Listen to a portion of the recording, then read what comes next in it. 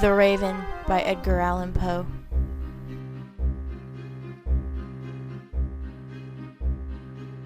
Once upon a midnight dreary, while I pondered weak and weary over many a quaint and curious volume of forgotten lore, while I nodded nearly napping, suddenly there came a tapping, as of someone gently rapping at my chamber door.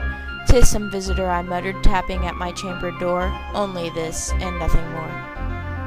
Ah, distinctly I remember, it was in the bleak December, and each separate dying ember wrought its ghost upon the floor. Eagerly I wished the morrow, vainly I had sought to borrow from my book surcease of sorrow, sorrow for the lost Lenore,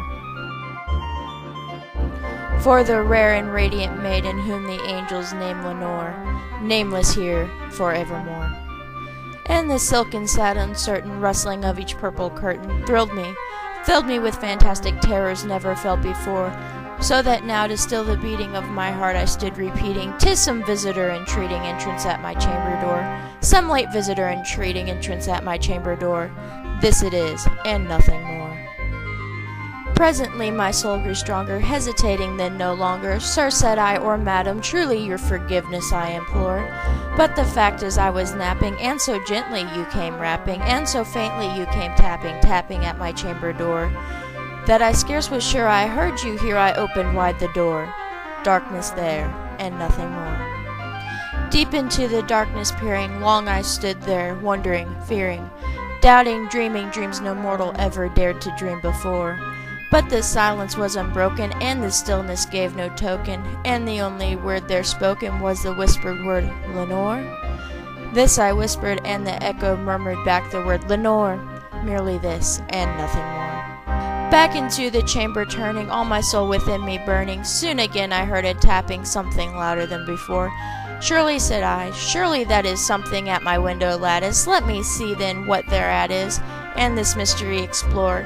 Let my heart be still a moment, and this mystery explore. 'Tis the wind, and nothing more."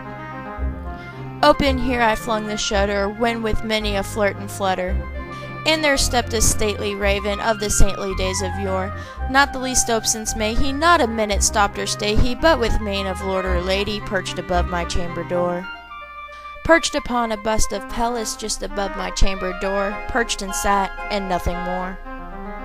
Then this ebony bird beguiling my sad fancy into smiling, by the grave and stern decorum of the countenance it wore. "Though thy crest be shorn and shaven, thou," I said, "art sure no craven, ghastly, grim, and ancient raven, wandering from the nightly shore. Tell me what the lordly name is on the night's Plutonian shore." Quoth the raven, "Nevermore." Much I marveled this ungainly fowl to hear discourse so plainly, though its answer little meaning, little relevancy bore.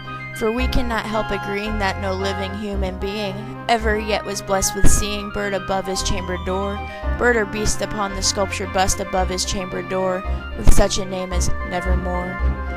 But the raven sitting lonely on that placid bust spoke only that one word, as if his soul in that one word he did outpour. Nothing further than he uttered, not a feather than he fluttered, till I scarcely more than muttered, "Other friends have flown before. On the morrow he will leave me, as my hopes have flown before." Then the bird said, "Nevermore." Startled at the stillness broken by reply so aptly spoken, doubtless, said I, what it utters is its only stock and store, caught from some unhappy master, whom in merciful disaster followed fast and followed faster, till his songs one burden bore, till the dirges of his hope that melancholy burden bore, of never, nevermore. But the raven still beguiling all my sad soul into smiling, straight I wheeled a cushioned seat in front of bird and bust and door. Then upon the velvet sinking, I betook myself to linking fancy unto fancy, thinking what this ominous bird of yore, what this grim, ungainly, ghastly, gaunt, and ominous bird of yore meant in croaking "Nevermore."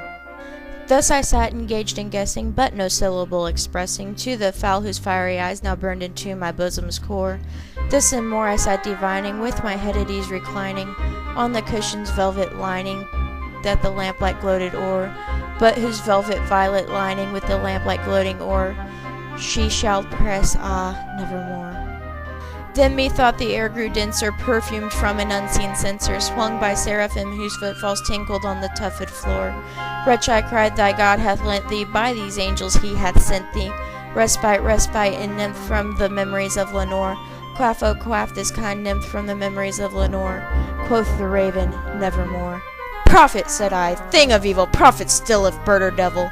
Whether tempter sin or whether tempest toss thee here ashore, desolate yet all undaunted, on this desert island enchanted, on this home of horror haunted, tell me truly I implore, is there balm in Gilead? Tell me, I implore. Quoth the raven, nevermore.